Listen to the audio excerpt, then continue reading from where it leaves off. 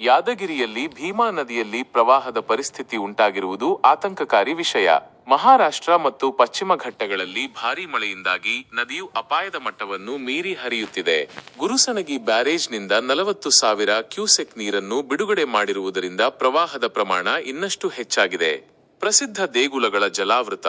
ನದಿಯ ಅಬ್ಬರಕ್ಕೆ ಪ್ರಸಿದ್ಧ ವೀರಾಂಜನೇಯ ಮತ್ತು ಕಂಗಳೇಶ್ವರ ದೇವಾಲಯಗಳು ಸಂಪೂರ್ಣವಾಗಿ ಜಲಾವೃತವಾಗಿವೆ. ಇದು ಸ್ಥಳೀಯರಿಗೆ ಮತ್ತು ಭಕ್ತರಿಗೆ ನಿಜಕ್ಕೂ ದುಃಖದ ಸಂಗತಿ. ಪ್ರವಾಹದ ನಡುವೆಯೂ ಹುಚ್ಚಾಟ. ಈ ಅಪಾಯಕಾರಿ ಪರಿಸ್ಥಿತಿಯಲ್ಲೂ ಕೆಲವರು ಪ್ರಾಣದ ಹಂಗು ತೊರೆದು ನದಿಯ ಅಂಚಿನಲ್ಲಿ ಬಟ್ಟೆ ತೊಳೆಯುವಂತಹ ಹುಚ್ಚಾಟದಲ್ಲಿ ತೊಡಗಿರುವುದು ಆತಂಕ ಮೂಡಿಸಿದೆ. ಪ್ರವಾಹದ ಸಂದರ್ಭದಲ್ಲಿ ನದಿಯ ಸಮೀಪಕ್ಕೆ ಹೋಗುವುದು ಅತ್ಯಂತ ಅಪಾಯಕಾರಿ ಮತ್ತು ಇದು ಅಂತಹವರಿಗೆ ದೊಡ್ಡ ಅಪಾಯವನ್ನು ತಂದೊಡ್ಡಬಹುದು. ಮುಂಜಾಗ್ರತಾ ಕ್ರಮಗಳು. ಈ ಪರಿಸ್ಥಿತಿಯಲ್ಲಿ ಸ್ಥಳೀಯ ಆಡಳಿತವು ಸೂಕ್ತ ಮುಂಜಾಗ್ರತಾ ಕ್ರಮಗಳನ್ನು ತೆಗೆದುಕೊಳ್ಳುವುದು ಅತ್ಯಗತ್ಯ. ನದಿಯ ತೀರದಲ್ಲಿರುವ ಜನರನ್ನು ಸುರಕ್ಷಿತ ಸ್ಥಳಗಳಿಗೆ ಸ್ಥಳಾಂತರಿಸುವುದು ಮತ್ತು ಅಪಾಯಕಾರಿ ಸ್ಥಳಗಳಿಗೆ ಜನರು ಹೋಗದಂತೆ ತಡೆಯುವುದು ಮುಖ್ಯವಾಗಿದೆ. ನೀವು ಯಾದಗಿರಿಯವರಾಗಿದ್ದರೆ ಅಥವಾ ನಿಮ್ಮ ಪರಿಚಯದವರು ಅಲ್ಲಿ ಇದ್ದರೆ ಸುರಕ್ಷಿತವಾಗಿರಲು ಮತ್ತು ಎಲ್ಲಾ ಎಚ್ಚರಿಕೆಗಳನ್ನು ಪಾಲಿಸಲು ಅವರಿಗೆ ತಿಳಿಸಿ.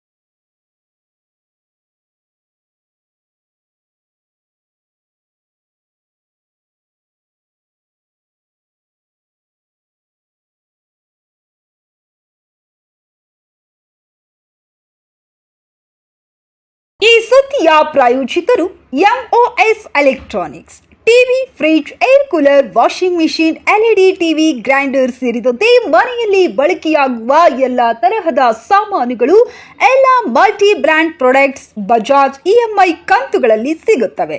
ಎಲ್ಲ ರೀತಿಯ ಕ್ರೆಡಿಟ್ ಕಾರ್ಡ್ ಮತ್ತು ಡೆಬಿಟ್ ಕಾರ್ಡ್ಗಳನ್ನು ಇಲ್ಲಿ ಸ್ವೀಕರಿಸಲಾಗುತ್ತದೆ. ಎಂದೇ ಭೇಟಿ ನೀಡಿ.